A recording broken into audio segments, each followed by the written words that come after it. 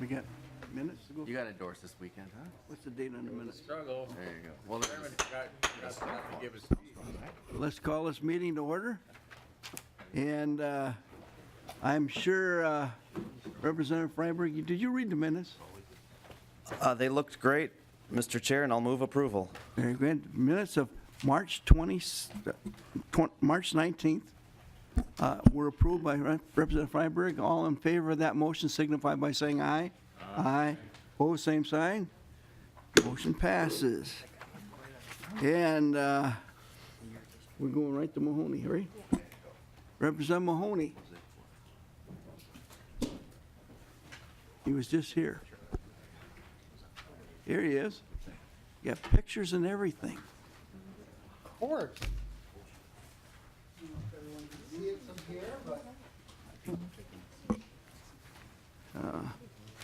I will move House File 4048 to, before the committee to be laid over for possible inclusion in the Legacy Omnibus Bill. And with that, Representative Mahoney.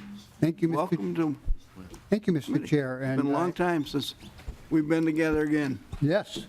And with me today is Brian Murphy from St. Paul Parks Department that can answer any questions about the actual park or even give you a 2 or 3 minute overview of the park, although I could probably give you one, but it'd last 10 or 15 minutes. This is pretty close to my house, not far from where Representative Lilly rides his bike on a regular basis.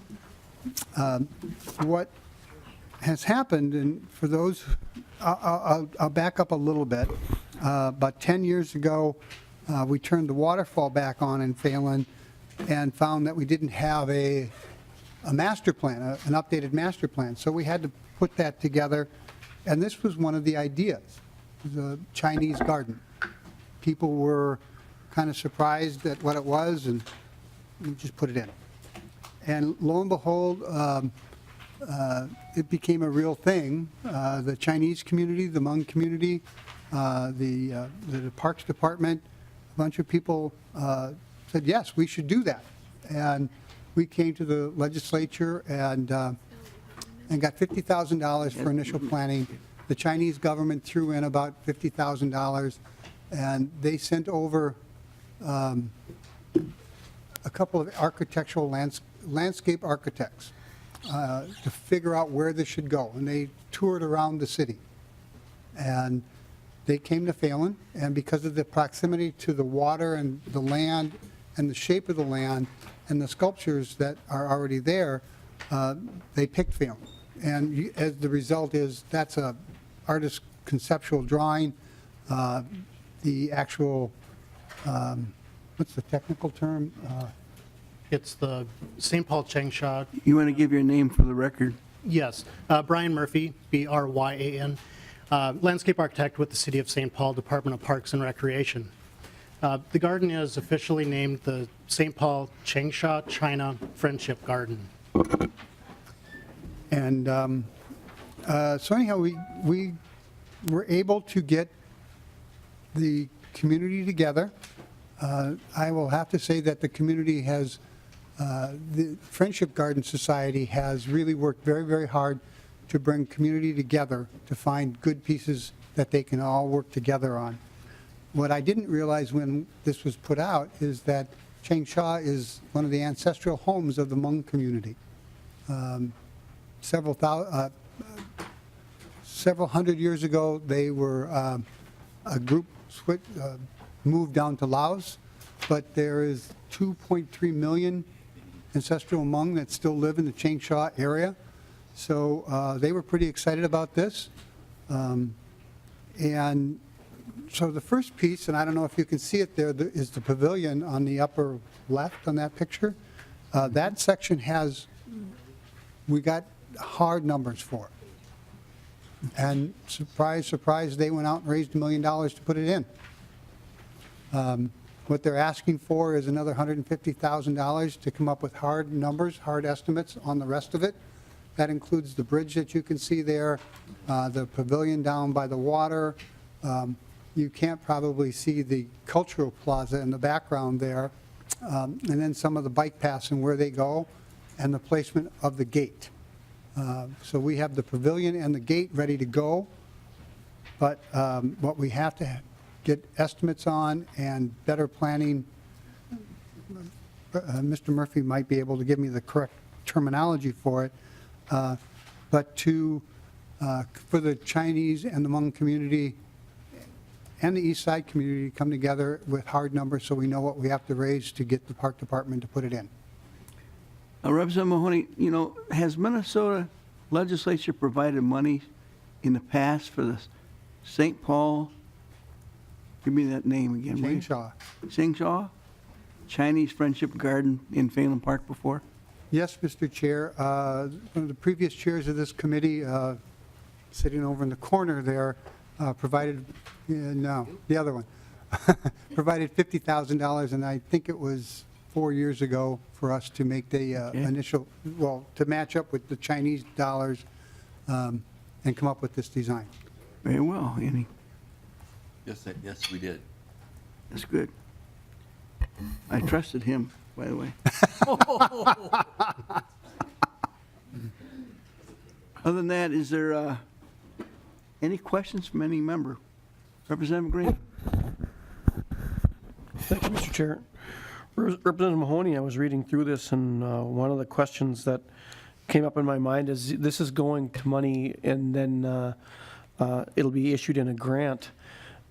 Can this organization apply for grants now without having it specified here? Mr. Chair, Mahoney. President Green, I think any organization can apply for any grant they want. This is a specific grant for the Chinese garden. So there's really no fund where they could go to apply for a grant for design. What they find is it's when they go, and they have gone to some of the other grant-making organizations for installment monies, and they've got commitments if they can get a hard design with a hard number. What this grant would be used for is so that they could estimate how much money it's going to cost to build this, make the changes to the landscape, and a variety of other pieces that are actually just if you were building a house, it would be called your blueprint and your builder's estimate. Representative Green? Mr. Chair, thank you. But it sounds like they've gotten a lot of money from other sources already and raised a lot of money themselves. If they don't get the money from Legacy, will they be able to move forward anyway? Representative Mahoney? Mr. Chair, I think they will try. Again, it's very hard to get money, raise money, when you go to someone and say, well, could you give me money to make a plan? Most organizations, most individuals, when they go to money, are being asked for money, they want to see what's the plan, what is the estimate, how much is it going to cost. We can give you $5,000 for planning, but we'd prefer to give you $50,000 for implementation of the plan. That's why they came to us for that estimate and implementation of the plan. Okay. Okay, any other questions? Representative Lilly?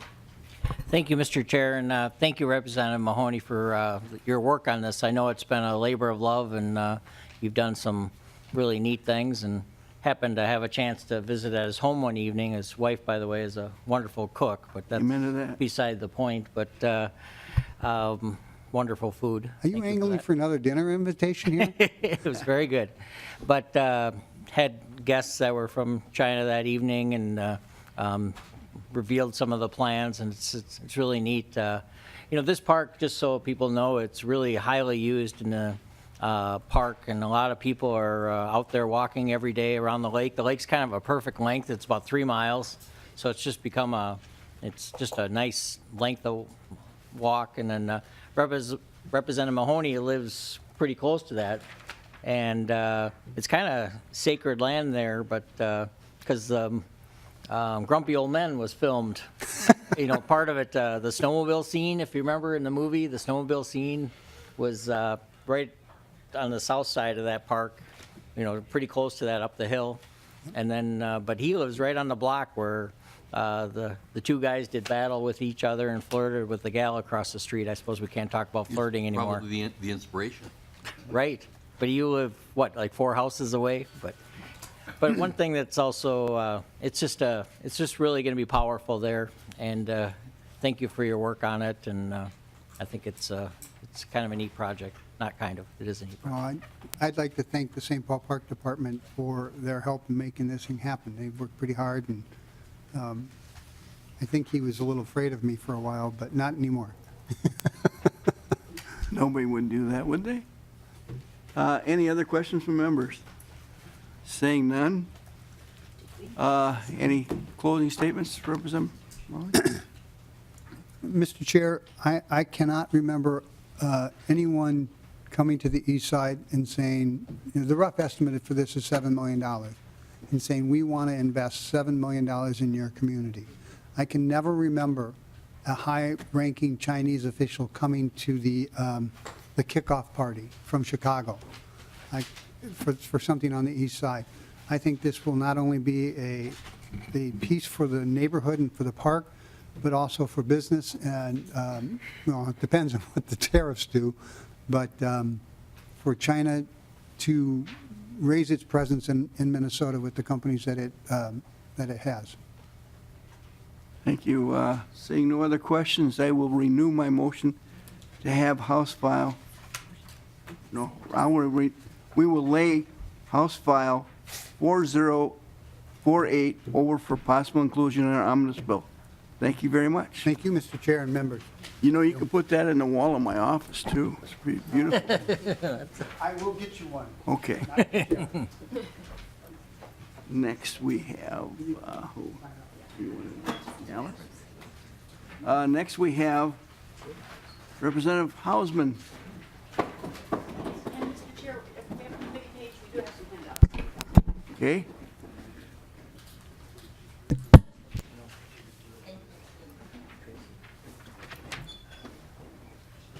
Seems funny not having you on this committee, by the way. I tried to get on. I know. I will move House File 3489 before this committee to be laid over for possible inclusion in our legacy omnibus bill.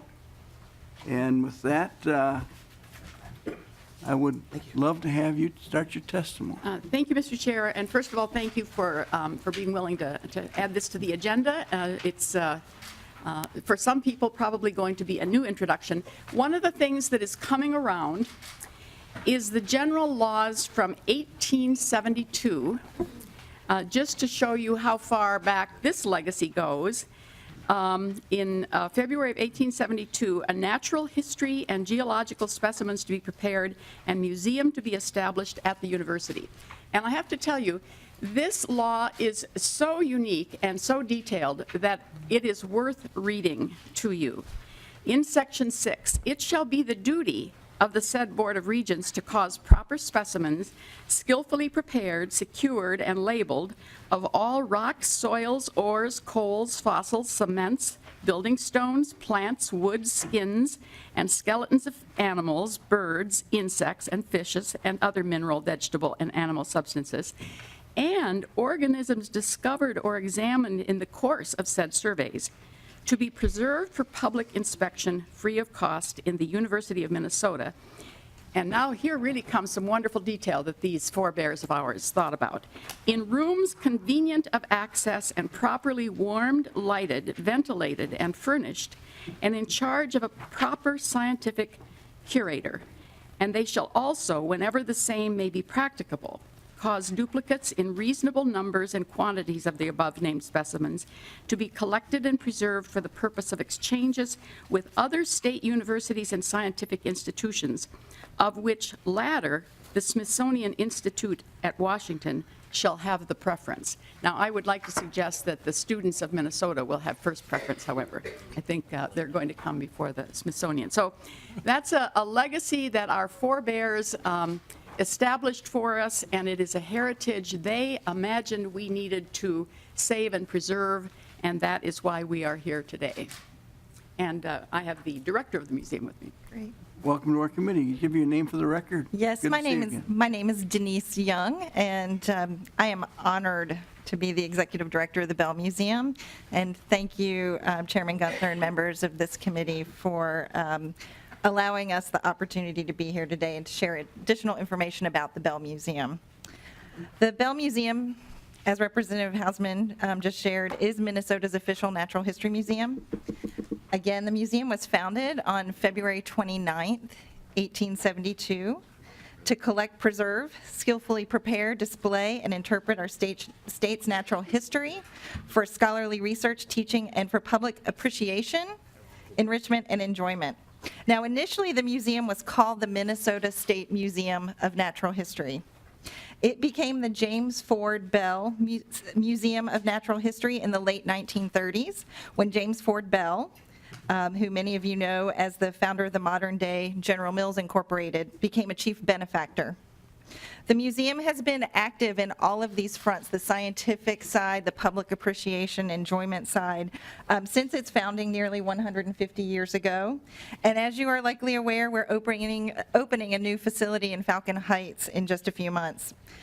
Now, the new facility will include interactive and special exhibition halls, education program space, outdoor education areas, and the state's largest and only dedicated public planetarium. The new Bell Museum is a 92,000 square foot state-of-the-art facility, and it is already casting, this building is already casting the museum as one of the best cultural institutions in the state and indeed in the nation. The support and recognition we've already received includes a Minnesota High Tech Association Techie Award for Innovative Sustainable Building Design.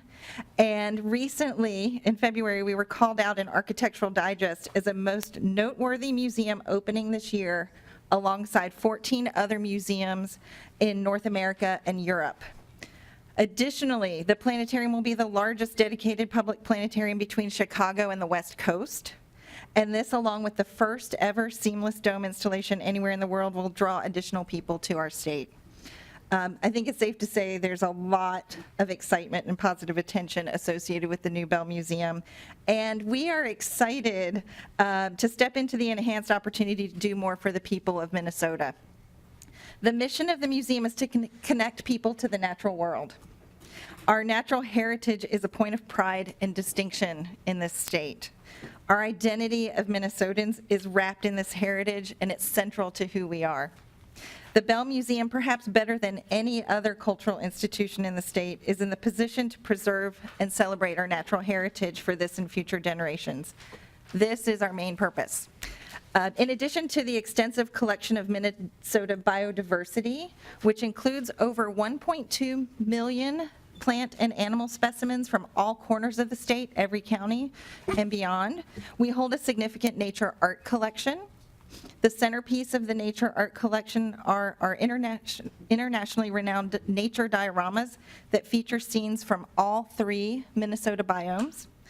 The conservation of these significant artworks means that every visitor to the Bell Museum can experience the beauty and diversity and grandeur of our natural environment.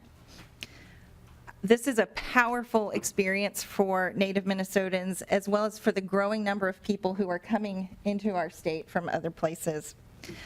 There's really no way that you'll be able to leave the Bell Museum visit without a deeper understanding and appreciation for the interconnectedness of people and the land, and the centrality and pride of our natural environment to our culture. So upon reopening this summer, the Bell Museum expects to see a minimum of 110,000 visitors to our new location. Approximately half of our visitors will be school-age children attending on field trips or with their family. This is a 3-fold increase in our attendance over the old Bell Museum. And additionally, we serve 15,000 school children throughout Minnesota through a traveling outreach program where we bring an inflatable planetarium dome to the school. That equals, so that's 125,000 touch points a year. With this request from the Legacy Arts and Cultural Heritage Fund, we will leverage the investments in the on-site experience and in our collections to extend the reach across Minnesota and to double the number of people who can have a Bell Museum experience. So that would mean conservatively 250,000 people will benefit from our exhibits and programs. And we would accomplish this through a combination of traveling exhibitions, expanding our programmatic outreach efforts, and through activating the Minnesota Planetarium Network, which the Bell Museum oversees. To be clear, we promote the principles of Minnesota's Arts and Cultural Heritage Fund, including active involvement, collaboration, connection, preservation and access, diversity, lifelong learning, and statewide impact. We're of, by, for, and about the people of Minnesota, much the way other nonprofit agencies are, including the Zoo, the Minnesota Historical Society, the Science Museum of Minnesota, TPT, and Public Radio. Those are, of course, also organizations that receive direct support from the Legacy Fund. However, we feel our unique distinction as Minnesota's official natural history museum makes an even stronger case for support. So again, I'd like to thank you for the opportunity that exists through Minnesota's Bell Museum to preserve and promote our cultural heritage, and I thank you for your consideration of this request. And Mr. Chair, it opens, as she said, in July, but in June, legislators and staff and their families will be invited for an open house to get to know the building and what it offers. And I have to pay special tribute to Representative Thiessen, who played a very pivotal role in getting us to this point. There was a phone call that needed to be made at a particular time, and those things make all the difference sometimes. So I've asked her if she's given you a hard hat tour yet. But. Representative Murphy. Thank you, Mr. Chair. Representative Hausman, Ms. Young, could you explain about James Ford Bell and how the museum still has that name connected to it? Sure. So prior to the late 1930s, the museum was known as the Minnesota State Museum of Natural History. It was housed in a basement level of a university research building. And James Ford Bell, who had been very active as a conservationist in the museum, he wanted to introduce nature dioramas, these nature art dioramas, to the museum, but there was not space. So he offered to fund a large portion of building a new building that became the building that precedes the one that we're moving into. And at that time, the museum became known as the James Ford Bell Museum of Natural History. And the Bell family continues to be active in the museum. And so the museum carries that name forward. Representative Murphy. By the Bell family being active, does that mean that the Bell family money is still active with the museum? Mr. Young. Yes, Representative Murphy, yes, they are active in funding parts of the museum. Okay. Representative Hausman, I'm just a little puzzled on this. And it doesn't matter, I guess, that if it is or not. But we have the legislation from 1872, which you pointed out, and that ties it in with our special natural history and the history that has to be preserved from that legislation. And then we have the James Ford, renaming it to the James Ford Bell Museum. And then in 2011, the Planetarium Society merged, but it's still called the Bell Museum. And then now it's being called the New Bell Museum because of the new building that's going to be opened or is opening. And that was recently committed for this Natural History Museum. But I just want to know how this all becomes one. And the Planetarium Society is still in existence, but they adopted the Bell Museum name? Mr. Chair, I will say that some of this comes from bad habits that are hard to break, because I was told early on that really I should be referring to this as the Bell Museum and Planetarium. Some of you may know the history of the planetarium. It was supposed to go on the top floor. They lost their home. It was supposed to go on the top floor of the downtown Minneapolis Library. That didn't happen. Over a period of 4 years. We extended the date to give them a little more time. It still didn't happen, and then the systems merged, and so then we changed the fiscal agent to Hennepin County, and it still didn't happen. So as I understand, the Bell Museum started, or the planetarium started looking around for its own home, and they and the Bell Museum had conversation. And I can still remember when they both came, representatives from both organizations came into my office and said, we have an idea. And so there was just a mutual belief that this would work out. The planetarium is amazing. There was a first light evening, right? It is an amazing place to sit. And then just one more additional thing that I would like clarification on then. What connection to the university does it have, other than that it's on the university campus? Sure. Yeah, Chairman Gunther and Representative Murphy. The Bell Museum is a unit of the College of Food, Agricultural, and Natural Resource Sciences at the University of Minnesota. So I report directly up to the Dean of the College of Food, Agricultural, and Natural Resource Sciences. And then, Mr. Chair, Ms. Young, you were hired by the University of Minnesota then? Mm-hmm. Yes. Are all the employees at the Bell Museum University of Minnesota employees? Yes, they are. And how many are there? There are 27 full-time equivalent employees. Thank you. Representative Green.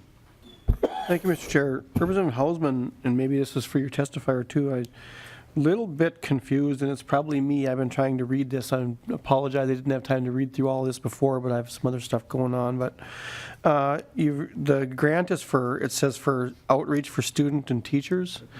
And I thought I heard something mentioned that you were going to have some kind of a traveling museum. Is that correct?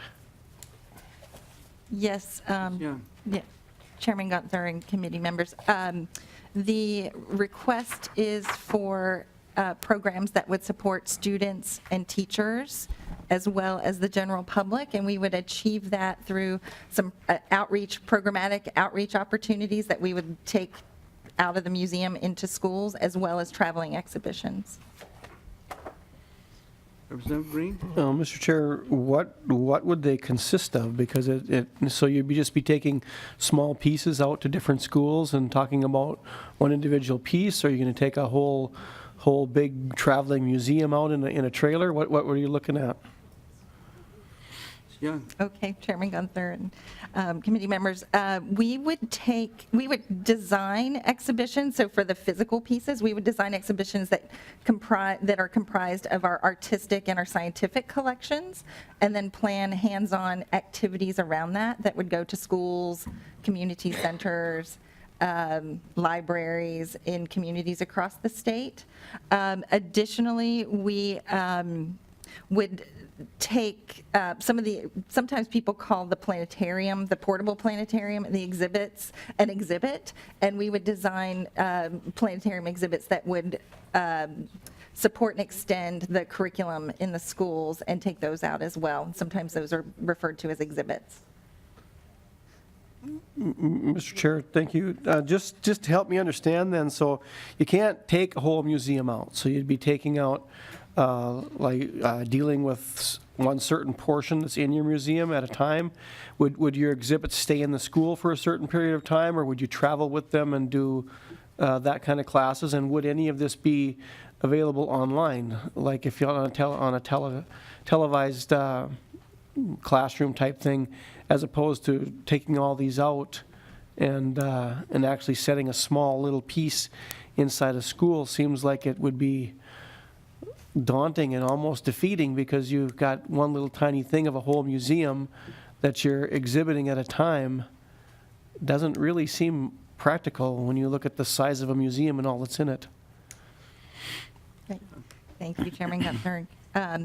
The museum has a history of planning traveling, what we call traveling exhibitions that already travel, well, historically have traveled to other museums across Minnesota. So we do have the expertise and capacity to create exhibits that are smaller than the entire Bell Museum, that are thematic in nature, and that can travel and be left in schools or community centers or libraries for a period of time. So to answer your question, that is something that museums can and do actually do. We are not considering digital exhibitions at this time, and that is because our belief in the philosophy of the authentic and the real touch point experience. That doesn't mean we would never do anything digital, and the museum actually has a history of doing programs that bring scientists to the public through synchronous digital communication means. But in terms of exhibitions and programs, the opportunity to touch, see, feel, interact with real objects is something that teachers in particular, as we've been doing focus groups around Minnesota, have told us that they want for their students, that they lack the resources to be able to provide those highest quality inquiry-based learning experiences for their students. And so that's where we're focusing our energy right now, is to bring those real objects to students. And Mr. Chair and Representative Green, you may have heard her say earlier, they do have a portable planetarium, so that experience they already are doing on a regular basis, taking that up. One more question then, Mr. Chair, thank you. If you're already doing this, how would that fit in with rules governing legacy of supplant versus supplement? So the museum has not actually done the traveling exhibition piece in quite a while. We have had to pool resources to be able to prepare to open the museum. And so I do think this is an issue of almost starting fresh with that opportunity to provide traveling resources that extend beyond what we've been doing with the portable or inflatable planetarium. Okay, Representative Lehman. Thank you, Mr. Chair.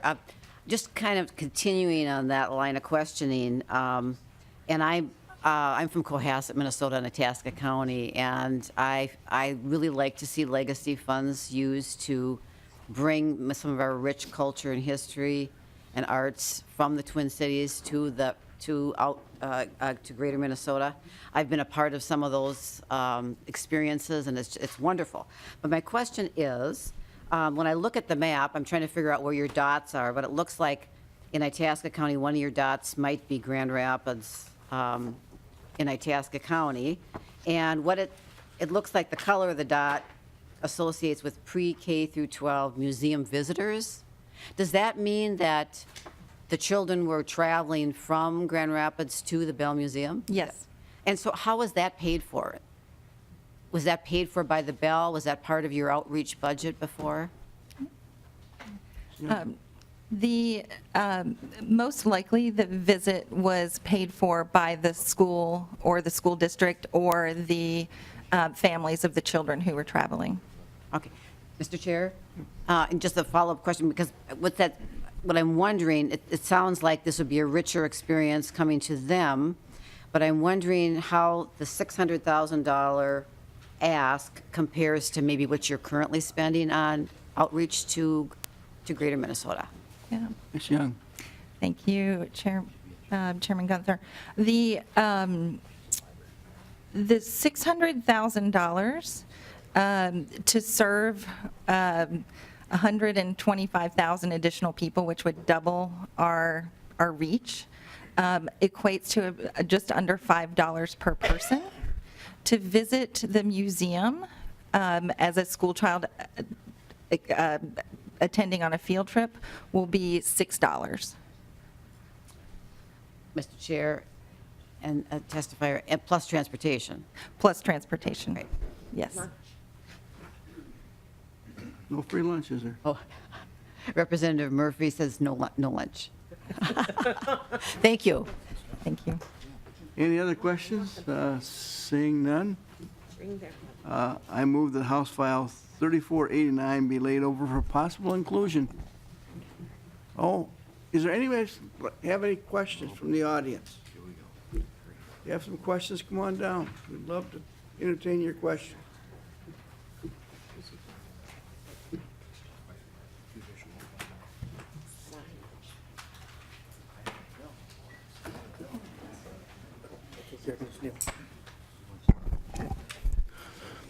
Hi, everybody. My name is Rick Heller.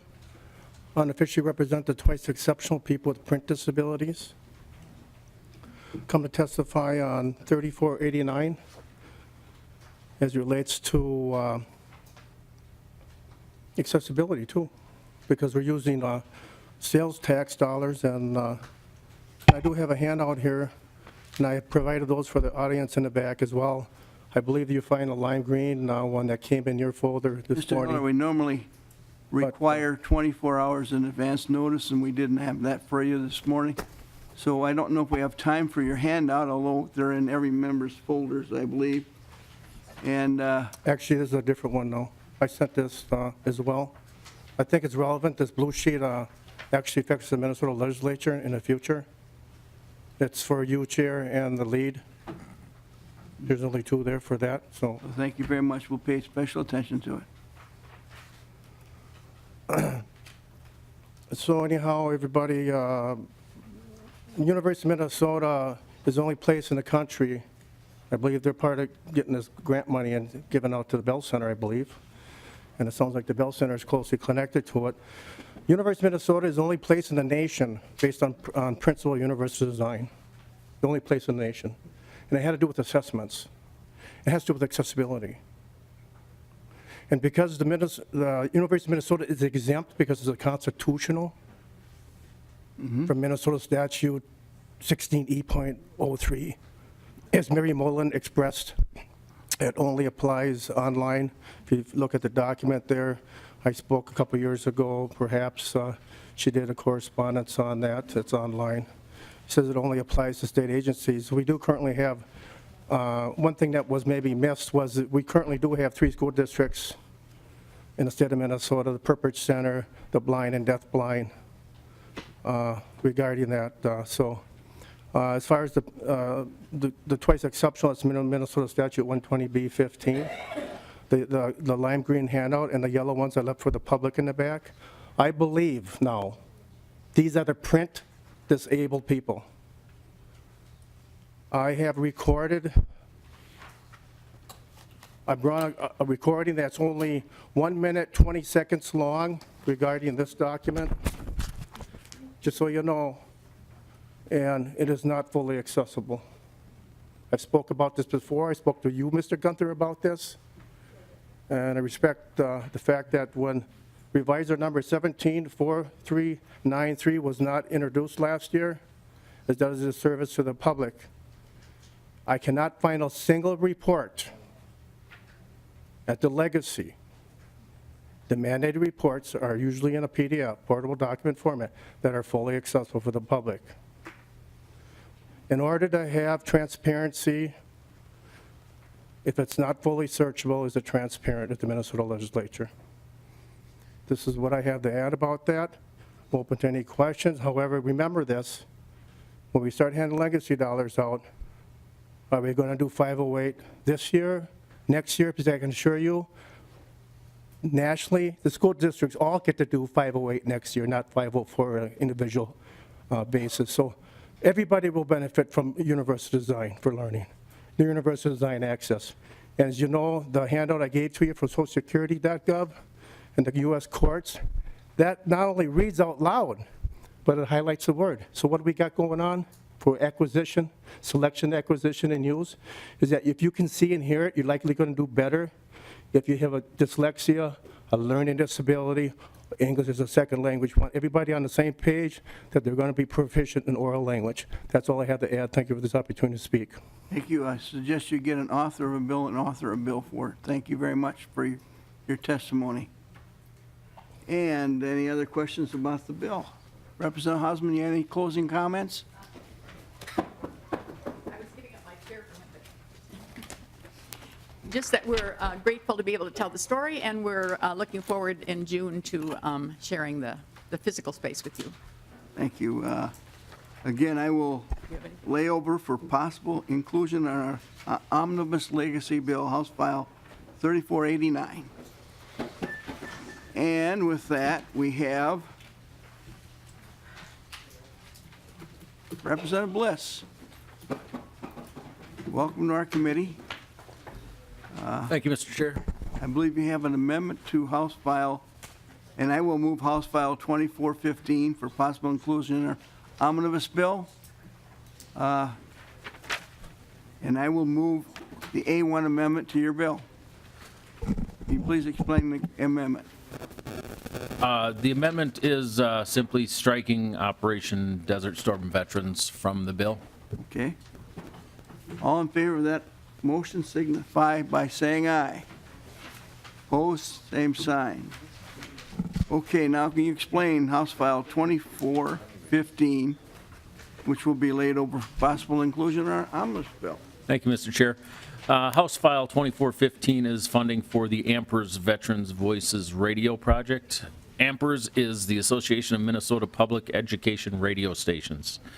They have 18 independent community radio stations around the state, and I have 2 of them in my district. The Veterans Voices Radio Project is an important program that not only gives Minnesota veterans the opportunity to share their stories, it captures and archives these stories, which are an important part of our history. I'm joined by AMPERS CEO Joe Glazer, who can share a little bit more about the program. Welcome to our committee, Mr. Blazer. Thank you, Mr. Chair and members. For the record, my name is Joel Glazer. I'm the CEO of AMPERS, the Association of Minnesota Public Educational Radio Stations. I'd like to start off by thanking the committee for having us here today. And we are here to ask that you support House File 2415, funding for the AMPERS Veterans Voices Korea Project. As Representative Bliss mentioned, AMPERS is an association of 18 independent community radio stations.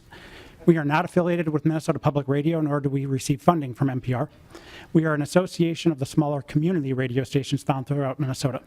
We serve primarily underserved communities, especially rural communities, with 14 of our 18 stations being outside of the metropolitan area.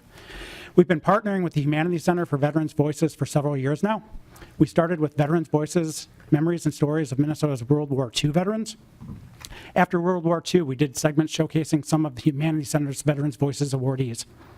We then produced Veterans Voices Native Warriors because Native Americans have the highest number of veterans per capita of any cultural group. Most recently, we produced Veterans Voices Vietnam. I'm going to play you one of those segments right now. It's only 2 minutes long.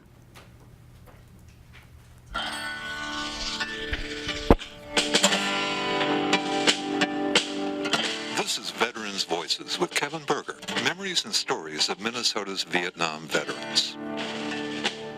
Their names are on the wall, more than 58,000 of them solemnly recorded at the Vietnam Memorial in Washington, D.C. Some of those casualties were Valerie Buchan's patients. I've never taken care of a group of people who were more grateful, more respectful. An Army nurse, Buchan was assigned to a hospital in Cu Chi, Vietnam. She was head nurse in an emergency room created from a Quonset hut, working 12-hour shifts caring for a steady stream of young GIs. We didn't see them for long, but I remember them very well. One of those servicemen still claims space in her memory. And I became so filled with sadness that I just was so sad. I can't even, I don't think I've ever been that sad before. It was early in her assignment when Buchan nursed the soldier who'd suffered traumatic battlefield injuries. This young man was from Illinois, and he died there. And as I was walking away, I saw his things, and his ID card was there. And I picked it up and looked at it, and it was his 21st birthday that day. In that moment, Buchan resolved to take a step for self-protection. She developed relationships with the soldiers she could help and gave her all to save them. But when she could not, she kept her distance. I never looked at another ID card, never. I just let it be. Veterans Voices Vietnam is produced by Ampers in partnership with the Minnesota Humanities Center and support from the state of Minnesota. Online at ampers.org. With the funds, we create short 2-minute segments like those you just heard, as well as 15 to 20-minute podcasts. We distribute the segments in many different ways on the radio stations statewide. We put them on CDs. You should have all received a copy. And we distribute those at the Minnesota State Fair and other events throughout the state. And we're now in the process of creating a teacher resource section on our website. Interestingly, the teachers have said that they want the short and the longer segments. Personally, I thought they would just want the longer ones. They said that they assign the longer ones to students to use for research, and the students use them for presentations.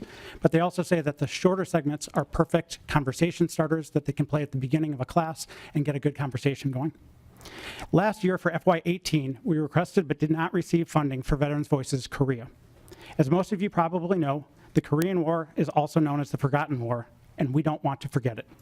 We need to capture the stories of Minnesota's Korean veterans while they are still with us. It's one thing to read about historical events. It's far more powerful, as you just heard, to hear them firsthand from those who lived and experienced it. Veterans Voices is creating an oral history, a firsthand account of very important parts of our state's and our country's history that will be available for every generation in the future. We need to recognize the challenges and contributions these Minnesotans made to help protect our country, hear from those who actually served what it was like to be a part of the Korean War, and give the veterans themselves the opportunity to decide what they would like to share and the stories and experiences that they would like to share with us. It will give all Minnesotans now and in the future the opportunity to learn from those who served in Korea. So I would like to ask that you support House File 2415, our one-time request of $50,000 that will allow us to expand Veterans Voices to include the memories and stories of Minnesota's Vietnam War, Korea's war veterans. With that, Mr. Chair, members, that concludes my comments. I'm available if there should be any questions. Any questions from the members? Seeing none, I will renew my motion to have House File 2415 as amended be laid over for possible inclusion in an omnibus bill. Thank you very much. Very worthy thing. Thank you, Mr. Chair. And now we will go to House File 4168, one of my bills. I move the House File 4168 be laid before the committee and be re-referred to the General Register. Each year, the Commissioner of DNR can convene a technical panel to evaluate up to 10 habitat restoration projects that have used parks and trails fund money. I report with a summary of findings is then provided to the appropriate legislative committees. The purpose of these evaluations is to see if the restorations are meeting the goals or have any issues. The bill simply removes the 10 project caps. There would be no limit to how many restorations projects can be evaluated, and the monetary appropriation of these evaluations stay the same. And I'd like to ask anybody from the audience if they have any questions. Representative Mr. Heller.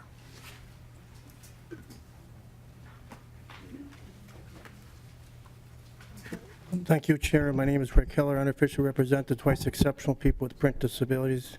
Come to testify on your bill. When we look at evaluate, there's a lower level, it's called analyze. My suggestion, perhaps in the future, before the session is over, you would include, when you analyze it, you would look on, when they send the reports back to the Minnesota legislature, that you would see if they're compliant to Minnesota Statute 16E.03, subdivision 9, which state agencies and some school districts have to apply. Because evaluation is one thing, but analysis is a lower level. And if you want to get appropriate feedback as we connect with the profits and nonprofits in government and schools, it would be appropriate because 80 of 2008 added supplement aid and services, which means using assistive technology for selection, acquisition, and use, which is part of labor law as well. And Chapter 31, it was assistive technology. So that's the suggestion I have. Thank you for this opportunity to speak on the language of your bill and suggestions I've provided. Thank you. Any other questions from the audience? Seeing none, any questions from members? Again, I will move, yeah, Representative Lilly. Thank you, Mr. Chair. Just a quick question. I'm just not sure about the 10, why there was 10. Do you know the history of that? And then why it's, and I'm not against it necessarily, but just why it's being repealed. Maybe in the staff, maybe refresh our memory of what the thought process was, and or maybe you know yourself. I'm sorry. That's all. Any of their experts know? Mr. Chair, members, I believe the 10 was when it was originally proposed, and then a few years back, there's a similar provision that pertains to outdoor heritage funds. And I think the people who were doing the evaluations just wanted some more flexibility. So I'm assuming that's why this is also being proposed, but I don't think there was any great reason for 10 initially. I think it was just maybe a funding issue. That's what we wanted out of there. With that, yeah. Thank you, Mr. Chair. Who uses this information? I would imagine they would report the information to us. Maybe in the case of legacy, it might be Environment Committee. And the appropriate committees that deal with the subject matter. Go ahead. Mr. Chair, members, I believe the information is gathered and then shared with people doing restoration so they can learn from each other. And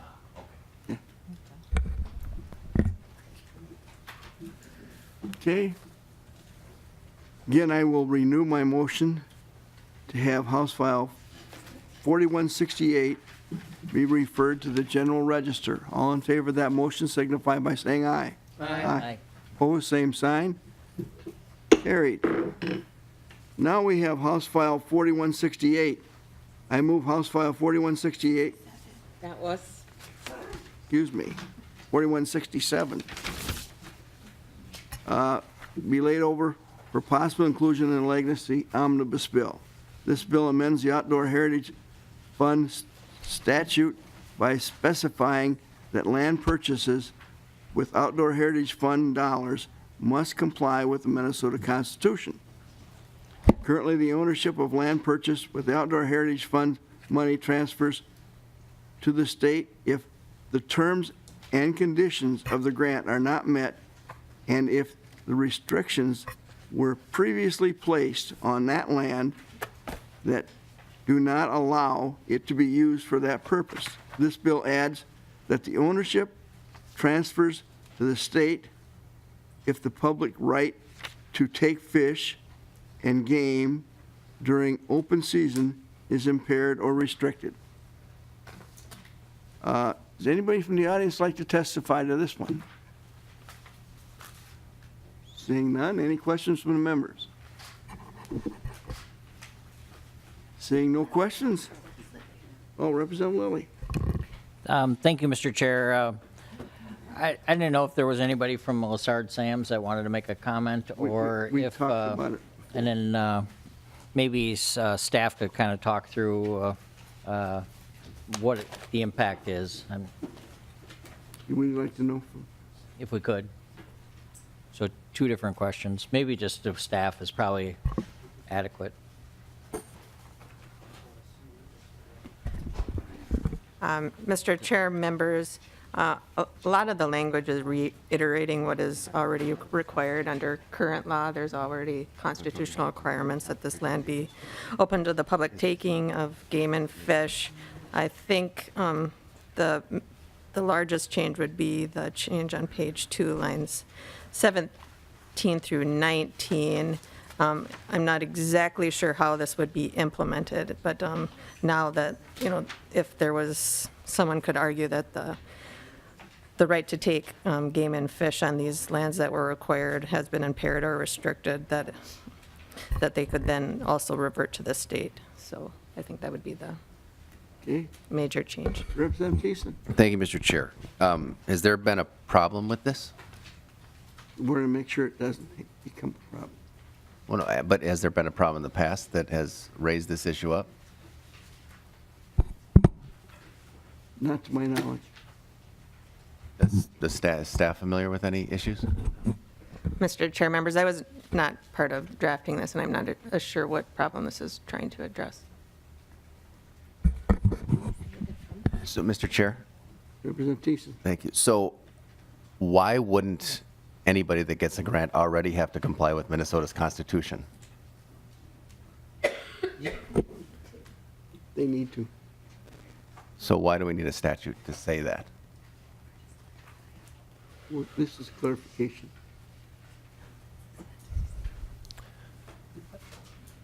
Okay. Representative Wagenius. Well, perhaps Representative Lilly could help us with some of the lands that where we've given some money to our Native American communities. Is this what is at play here? That was my question. Mr. Chair and Representative Wagenius, I'm not sure. There's in last year's bill there was a White Earth project that had some differences in a season. The folks from White Earth are able to hunt in accordance to their season. Then Minnesota residents were able to come onto the land and hunt during like Minnesota seasons, traditional. I'm not an expert on this, but I'm familiar with the discussion. I think there might be an effort to make sure that hunting is open into future purchases of by native tribes or communities that might be interested in working with Lassard Sams or the state of Minnesota in the future. I don't know. Maybe staff can add to that, or I'm always not quite certain of the details. Some of it gets a little tricky as far as the different seasons and making sure that it's open, and I think that's the intent, to make sure that it continues, if it's bought by Minnesota dollars, that it is open to for Minnesota hunting seasons, I think, if appropriate. And I'd like to add, if there's anything that anybody would like to add to this bill, please contact me. We'd be glad to add anything in there that you'd like. Any other questions? Seeing none, I will lay over House File 4167 for possible inclusion in the Legacy Omnibus Bill. And next we have Minnesota Public Television, right?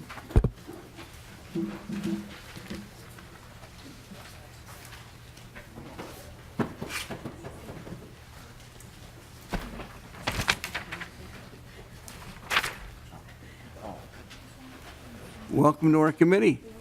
Thank you. Thank you, Mr. Chairman, members of the committee. I'm Bill Straczynski, and I represent the Friends of Minnesota Public Television here today. Thank you for this opportunity. We're excited to share with you and with the committee members information regarding the projects that we've completed in the past year with funding from this committee. We think we're providing an important contribution to the state of Minnesota, the students and citizens alike throughout the state. So you're going to hear about our legacy report today, and you've already been presented with the copies of that. I also want to spend a moment, because you're going to get an update on the project you funded specifically last year called Vietnam, Minnesota Remembers. And I can tell you that that project has been quite successful. You'll hear a lot about it in a moment.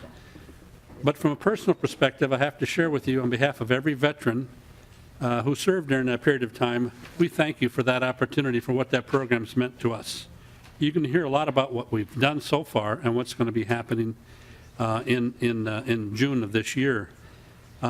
50 years ago, I was one of those veterans humping the boonies, that's rice paddies and jungles of Vietnam, as a medic with the infantry. So I know what it's like. I've seen life in some pretty unique circumstances. And I can tell you that what I've learned in the past year through being involved in this particular project, how important it is the healing process is. I've had the chance to come to grips with some of the issues I've been dealing with for 50 years. Let me just put it in perspective for you. I was drafted in 1966, and I went to Vietnam in 1967. And I can tell you, I thought it was a 2-year commitment, but I was wrong. I've been dealing with these issues, and so have every veteran who's been there dealing with these issues our entire lives. So it's not was not just a 2-year commitment to the government, to the armed services. It was a lifetime commitment that we've all experienced. So I want to thank you on behalf of everybody who has participated in this project, and thank you for your wonderful support and endorsement. Your $750,000, Mr. Chairman, by the way, was leveraged to over $2.5 million statewide for this major initiative. Thank you. I'll turn it over to Bill Sanford, our president, and then Katie Carpenter can come up and provide more information to the committee. So thank you. Welcome to our committee. Give your name for the record, please. Sure.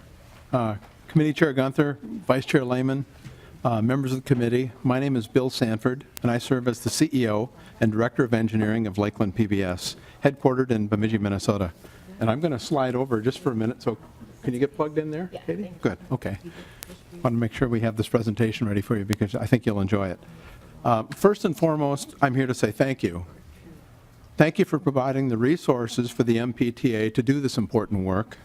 And thank you for giving us this opportunity to share with you the ways that Minnesota's public television stations have put the arts and cultural heritage funds to good use. To get us started, I'll give you a quick rundown of what our presentation will consist of today. First, I'll speak for a few minutes about the MPTA and the overall impact of our work. And next, Katie Carpenter will provide you with more details about the great work being done by MPTA stations across the state utilizing ACHF funding. Then we'll show you a compilation reel that highlights some of our work. I think you'll enjoy it. Next, Katie will wrap it up and share with you some details about the statewide impact of the Vietnam project that Bill Straczynski spoke briefly about. Katie led the extensive Vietnam project and worked closely with many of our state's veterans. Because of Katie's experiences working with these folks, she knows firsthand the impact that this project made statewide.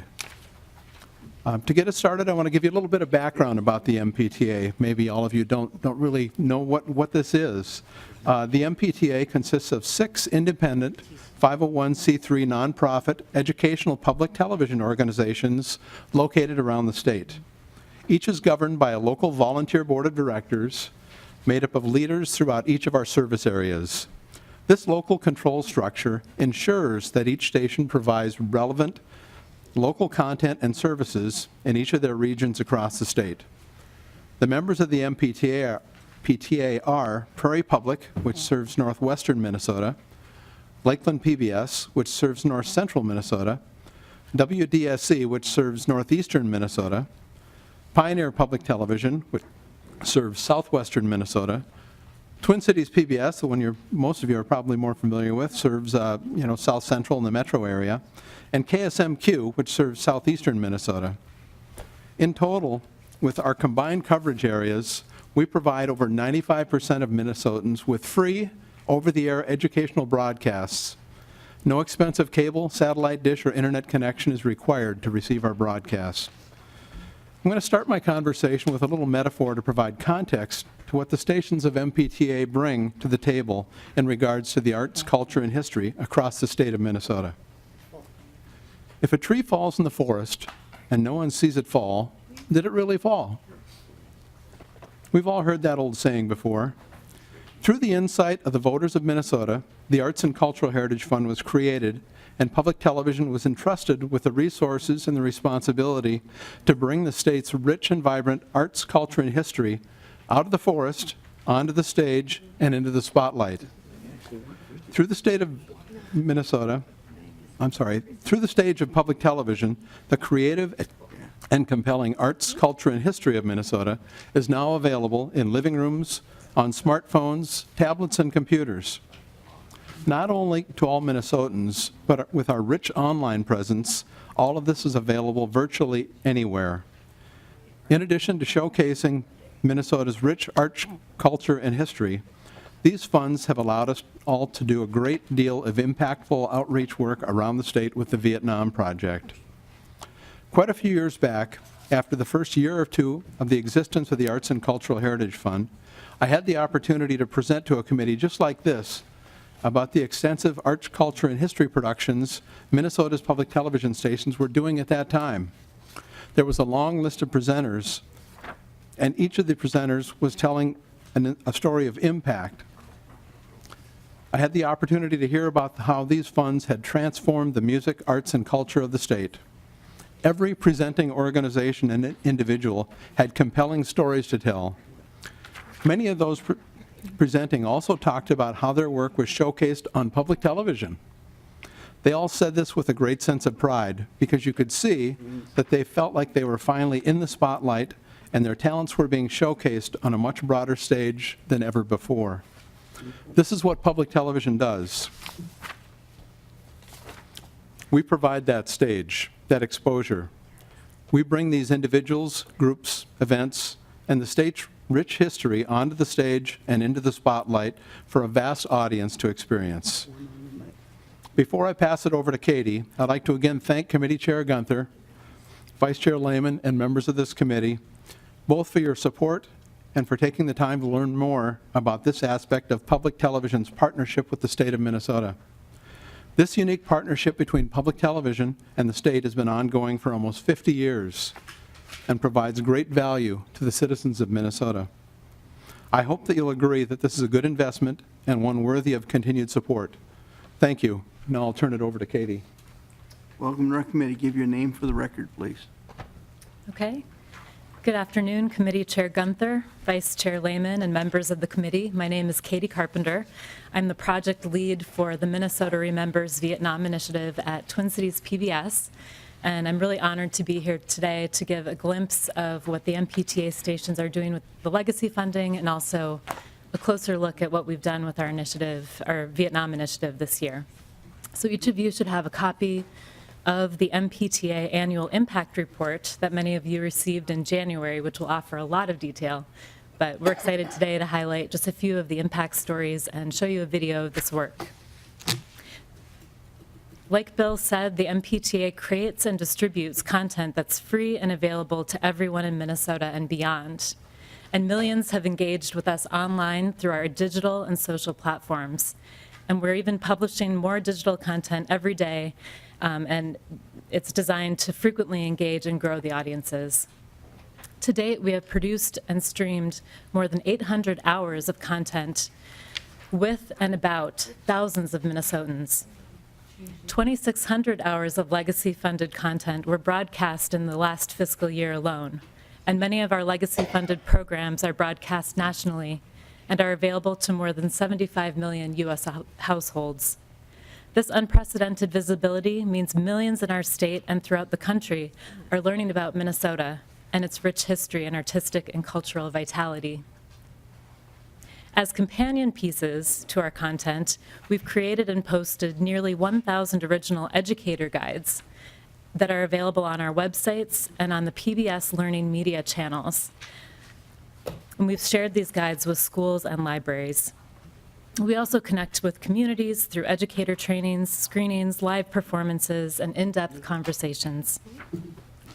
We continue to develop and nurture the partnerships that create these meaningful projects for our communities.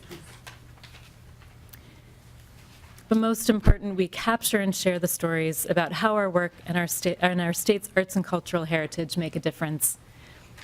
Just a few of these stories before I share a video with you from the MPTA stations. From KSMQ in Austin, a documentary and community events confront issues of human trafficking. From Lakeland PBS, content that celebrates the Cuyuna state's lakes, state bike trails that draws international tourism and promotes healthy living. And from Prairie Public Television, since January, the team with the Teacher Training Institute has already been in front of more than 1,000 educators with legacy-funded materials. And at Pioneer Public Television, Artists of the Lower Sioux Agency are sharing their stories because of a new partnership with public television. And from WDSC in Duluth, continued work with their arts and culture programs, including the Native Report, and Lakeland, this work is distributed nationally and available to 22 million households. And from Twin Cities PBS, the Giving Voice Chorus is one of the country's first choirs for those with Alzheimer's who reconnect and find joy through music. Since our piece was shared by PBS, it's inspired at least 10 communities across the U.S. and one in Canada to start similar choirs, improving the lives of many families. And I would love to play this quick video for you to highlight this MPTA work that I just mentioned, as well as some of our Vietnam work that I'll describe a little bit more after the video.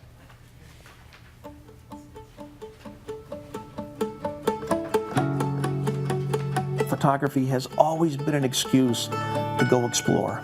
And the more I can stay out, the more visual treasures I can find, the more I stay motivated. And I think also, the more I'm fulfilled as a person. And you're recording history. That's a lot on your plate, but that's a compelling reason to continue.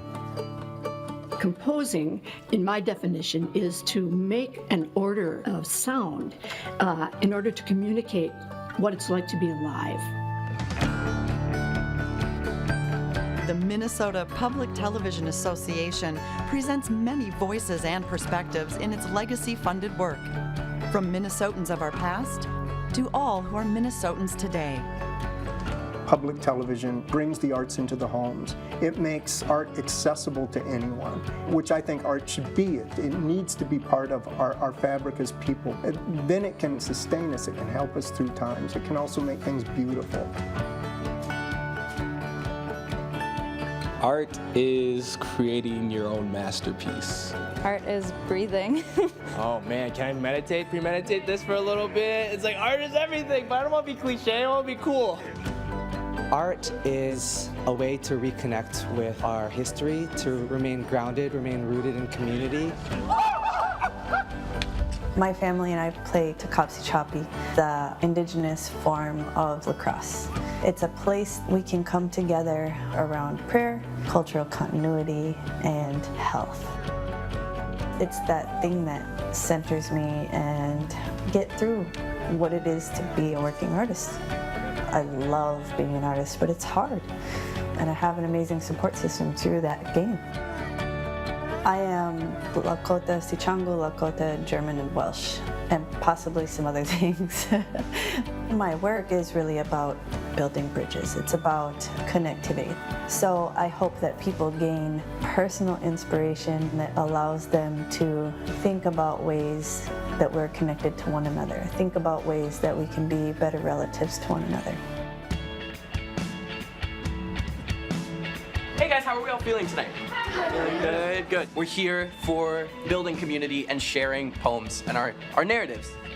I think me a year ago is a totally different person than me now. And some of that is definitely related to finding the confidence to have my own voice. I have a speech impediment, and so for a very long time, I didn't really talk. And now to get up on stage in front of 300 people and say words that I've written is really nice. We primarily work with people most often rendered invisible. For other people, that translates to marginalized communities. They are telling the story that is not often told. 1, 2, 3, let's be heard! Hey. At home, in classrooms, and out in communities, the MPTA amplifies what attracts people to live, work, and raise a family in Minnesota. Since my, let's say, early 20s. I think I had a vision of the kind of art that I wanted to make. I'm finally on the stages and joined by the collaborators that allow me to really swing for the fences, and that feels good. In 2017, the PBS documentary series, The Vietnam War, sparked a national conversation. Slating real quick. Legacy funding made it possible for the 6 stations of the MPTA to launch Minnesota Remembers Vietnam, a statewide multimedia story gathering project encouraging Minnesotans to add their own voices to this conversation. Vietnam veterans are men and women who every day think of the war and think of those who died in it. Whether anybody else thinks of the war or not, we remember. We remember.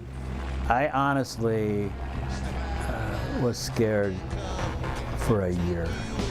The area is insecure.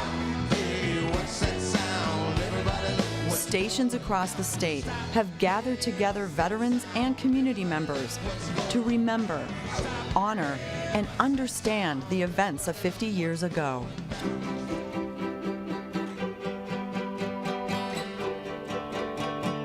At the heart of the initiative is the Story Wall, an online space for sharing and exploring personal narratives through photos and videos.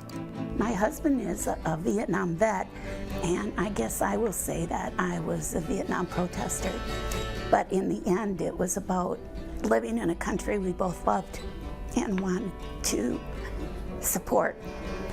Each entry in this digital collection offers insights and important lessons for Minnesotans, including younger generations learning about this chapter in our history.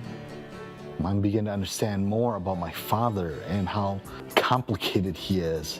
He's this great hero that is unknown to most of the world.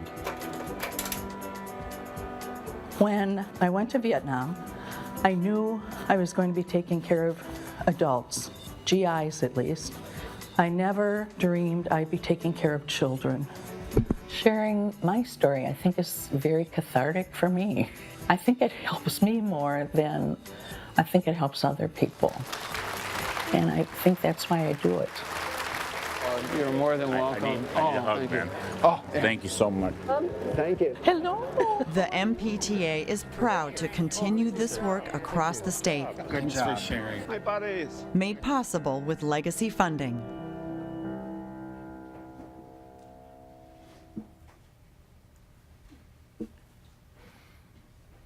Minnesota Remembers Vietnam is a statewide initiative of the 6 MPTA stations, and it's aimed at uncovering and preserving Minnesota's untold stories about this complex era in our nation's history.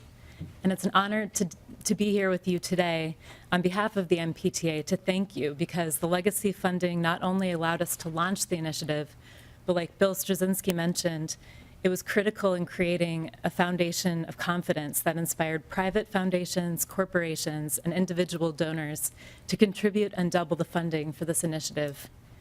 And this level of funding empowered us to dream big and create an initiative that far exceeded any of our expectations. And it's now regarded as a model nationally for what it looks like when a state government, public media stations, and a strong network of community partners come together and to make an impact on an important topic like this one.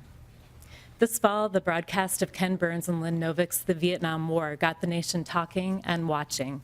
Over 33 million viewers nationwide tuned into the series, making it one of the most viewed programs ever for PBS, and also making it the most streamed PBS show ever.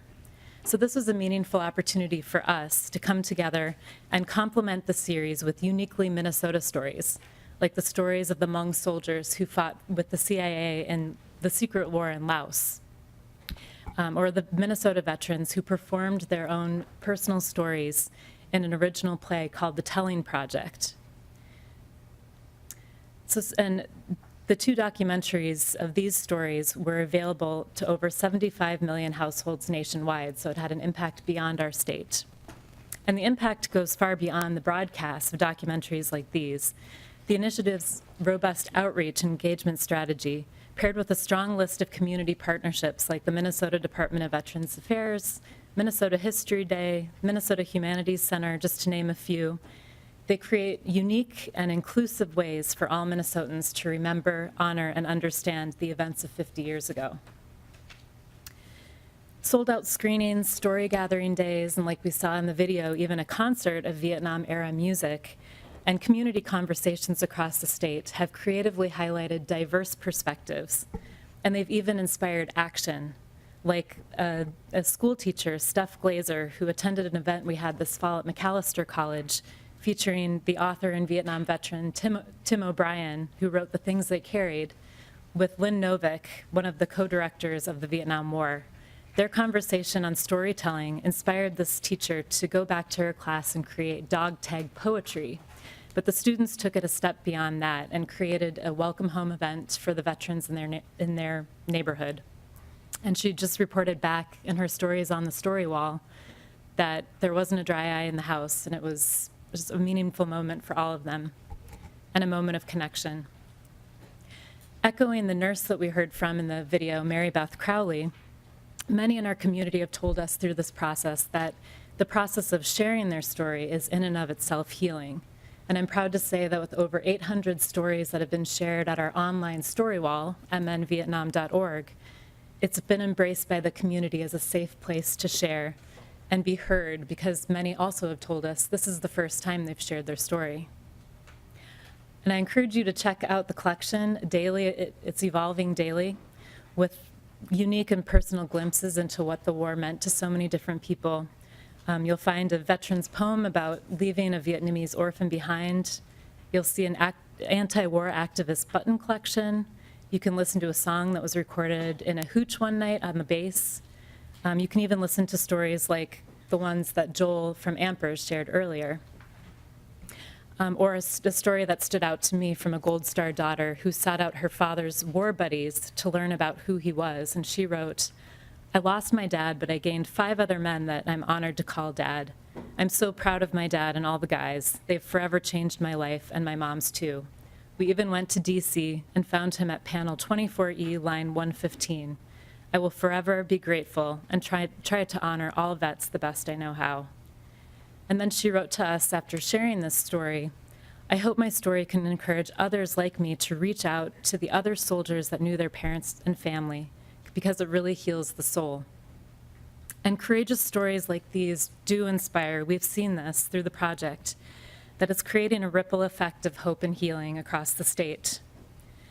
What's exciting about this new phase of the project that we're entering into is that we're using things like the story wall in our documentaries and a strong educational outreach campaign to provide fresh new ways for younger generations to connect to this history and really dig into our Minnesota history.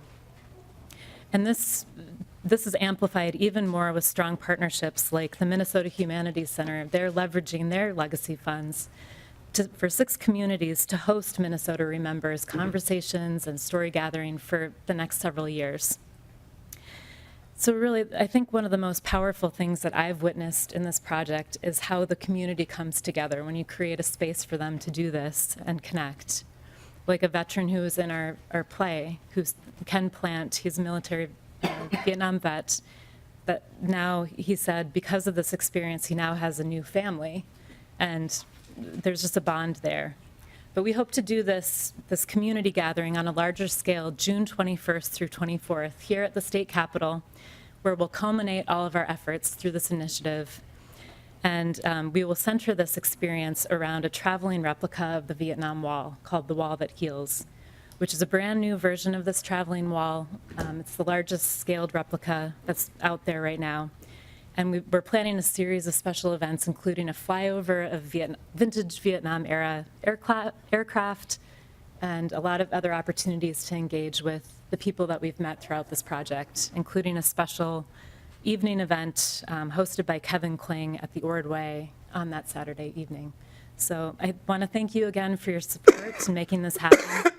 And it's really important because now is the time to share, and now is the time to listen to these stories. So thank you very much. If you have any questions. Thank you. Anybody have any questions? Well, just a comment and a question. First of all, this is the work that they've done, and people should go and check it out, is really amazing. And the thing that came most particular to me is in the last couple of weeks, I keep trying to push my boys, my 2 kids in high school, to read more. And they tell me I don't read anymore because I watch stuff on video. And they actually learn just about as much stuff. I think as we think about the future and how people are going to learn, this kind of work and supporting this kind of work is going to become increasingly important, even though it drives me crazy, sorry. But, because I like to read instead of, but anyway, that's aside. The second thing is, I would just encourage you next year to try to make this report accessible so it can be read by people that can't necessarily read because they don't have the literacy skills or they can't see, and so please keep that in mind for the future. Thanks. Great, thank you. Thank you. Any other comments? Appreciate you coming. It was a good program. Thank you very much. Wow. Thank you very much. Now we have the Historical Society. Welcome to our committee. Have fun.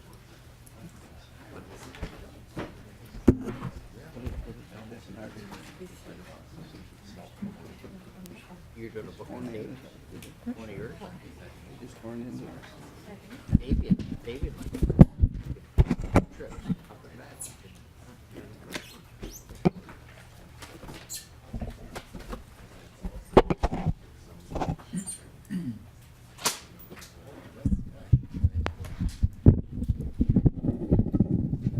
Welcome. Give your name for the record so we all know you were here. The Historical Society will have it in their archives for 150 years. Longer. Thank you, Mr. Chair, members of the committee. I'm Stephen Elliott. I'm the director and CEO of the Minnesota Historical Society. We thank you very much for the opportunity to present information on the history, legacy, amendment programs and projects. And we thank you for the ongoing support that you and this committee have provided for history through legacy amendment funds. These resources have had a huge impact on our field, helping Minnesotans across the state to preserve their history. First, let me briefly provide some context on how the appropriations have been structured and how work has been done, and then we'll hear from a couple of testifiers. I will work off this report, which provides comprehensive information on legacy expenditures for history over the past year. The report provides information on statewide history programs and grants awarded to projects in all 87 counties in Minnesota. Of course, we start with the language of the constitutional amendment, which created the legacy program and says, in part, to preserve Minnesota's history and cultural heritage.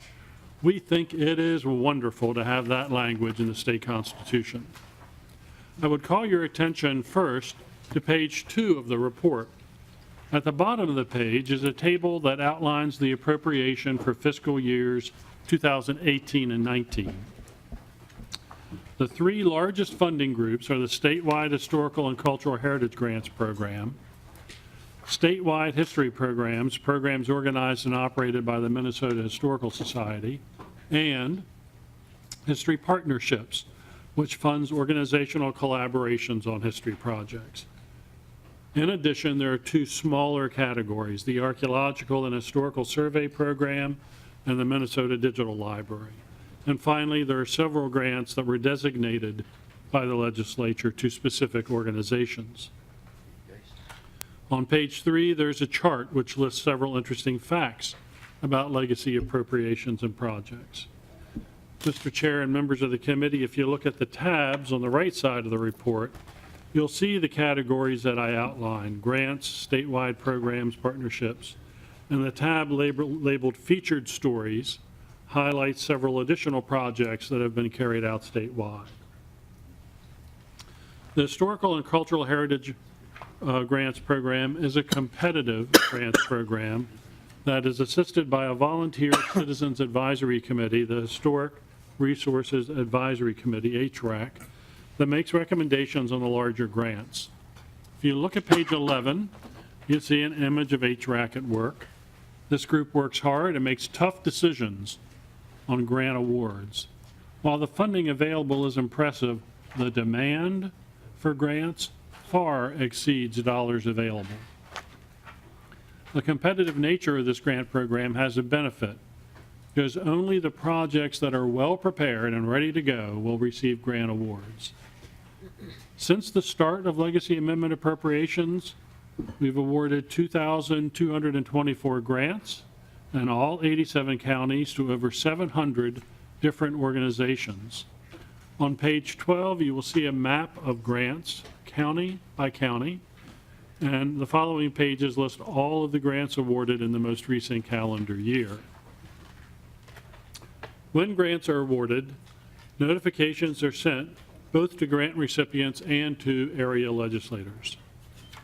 If you or your constituents have questions about grant programs, please let us know. We are here to help. Grant staff hold open houses each month to answer questions from potential grant applicants, and we'll be holding workshops in Bemidji, Battle Lake, Winona, Pipestone, and Virginia over the next several weeks. These grants have made a big difference for the organizations and the communities that have received them. They've been used for a wide variety of purposes: history programs in historic sites and museums, collections care, museum environments such as heating and cooling in order to preserve collections, oral history projects to preserve a community's history, and preservation of historic structures. Our first testifier represents a project which pulls many of these activities together. Thompson Hall, which celebrated its centennial recently, is a social club for the deaf community located in St. Paul. Thompson Hall's board, working with the Minnesota Commission of Deaf, Deafblind, and Hard of Hearing Minnesotans, first applied for a grant to have Thompson Hall listed on the National Register of Historic Places. This is the first step in the process of preserving historic property. More recently, Thompson Hall was awarded a grant to study its building through a historic structures report, an HSR, in order to prepare for more detailed design and construction work. While historic buildings are intrinsically interesting, what makes them more compelling is learning about the people whose lives and stories are connected to these historic places. John Fechter, president of the Minnesota Association of Deaf Citizens, will tell us more about his community's experience. Thank you. Mr. Chair, members of the committee, and the executive director. My name is John Fechter. I am the president for the Minnesota Association of Deaf Citizens, MADC for short. We're a state chapter of the National Association of the Deaf, and we were founded in 1885. Thank you for allowing me to provide testimony today to describe the important role that the Legacy Fund plays for the deaf community. In 1916, Margaret Brooks Thompson donated the property in 1916 so that deaf Minnesotans would have a place to gather, a free place. The building in St. Paul, located on the corner of Marshall and Fairview,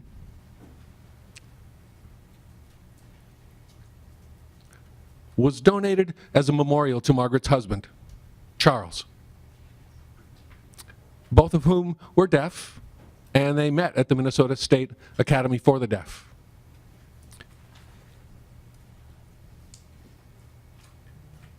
Thompson Hall, still standing, was the first deaf social clubhouse in the United States.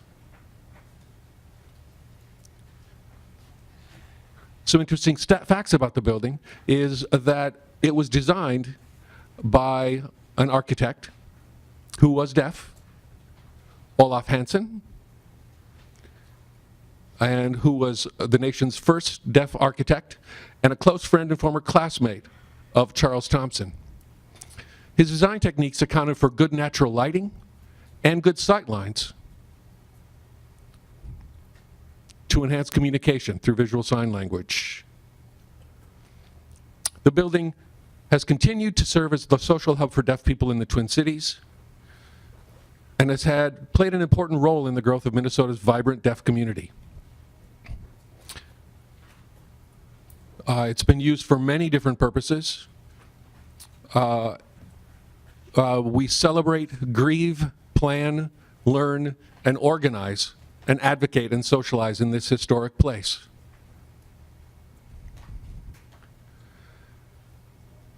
The Minnesota Association of Deaf Citizens has met to develop many pieces of legislation that protect the civil rights of people who are deaf and hard of hearing in Thompson Hall. We also work closely with the Commission of the Deaf, Blind, and Hard of Hearing and Deaf and Hard of Hearing Services Division under the Department of Human Services.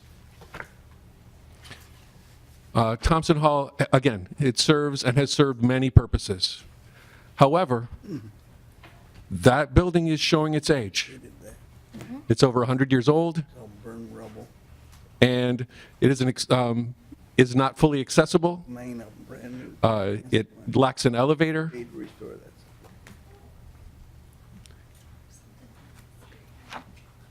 that. The Board of Trustees and the community of Thompson Hall want to preserve this architectural gem and community treasure. In 2011, we applied for a legacy grant so that we could hire experts to help us get the, as he mentioned, to get Thompson Hall on the National Register of Historic Places. The Minnesota Historical staff were terrific and helped us get through the process, and the building did achieve that designation.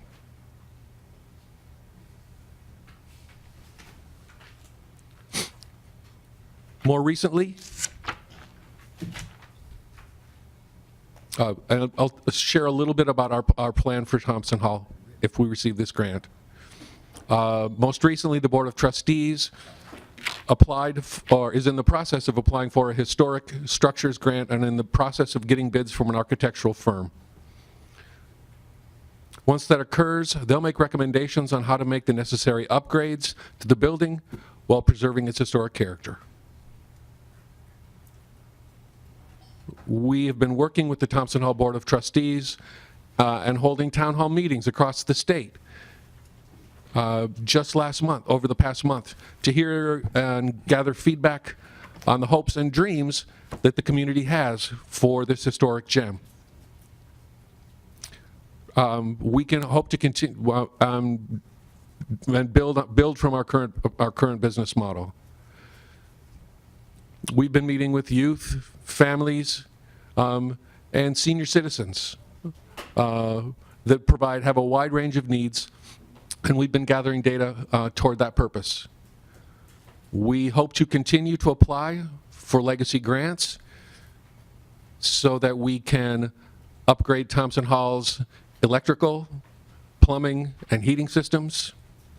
Again, the building is more than 100 years old. Many of these things are in need of replacing. We want to provide better accessibility with ramps, elevators, and accessible restrooms. The third floor of Thompson Hall is an auditorium, which is used for a number of purposes, but without an elevator, it becomes very challenging for people who have mobility impairments.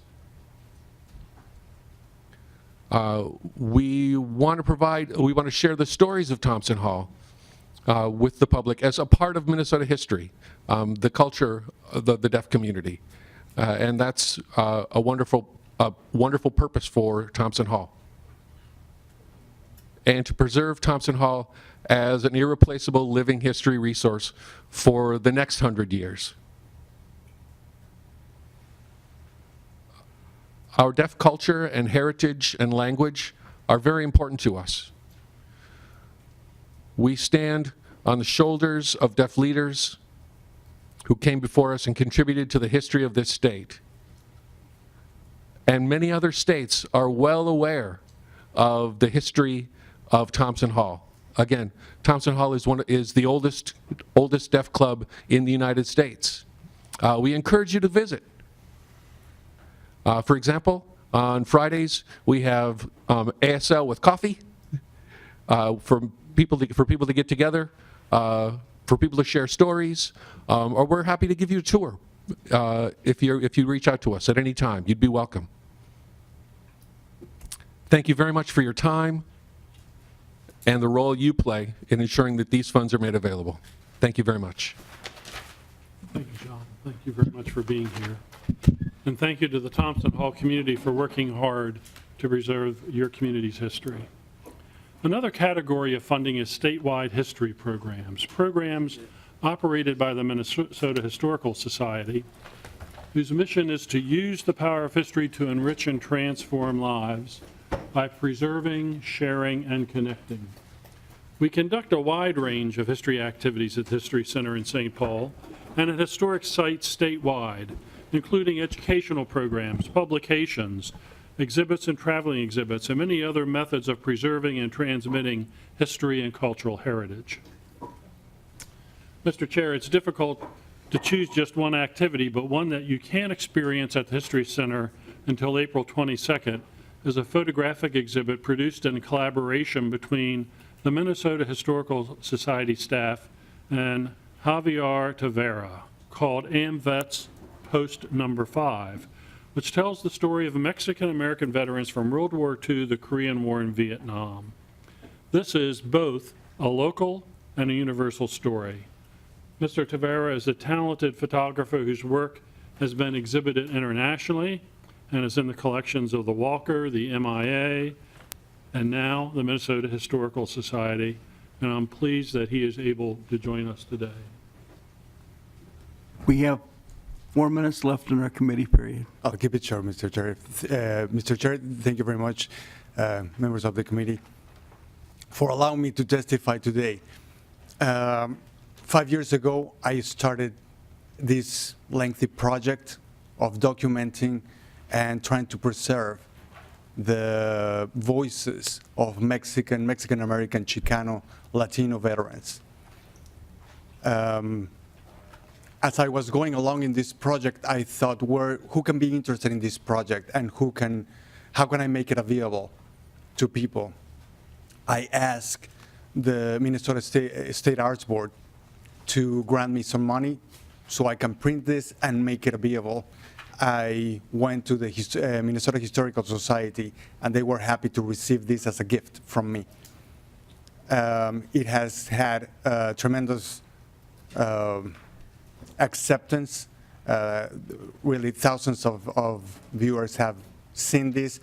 And this is a very important project because Latinos, Mexican-Americans, Mexicans, we feel left out in the history of Minnesota. And with the help of the Historical Society, this has been possible. And I'm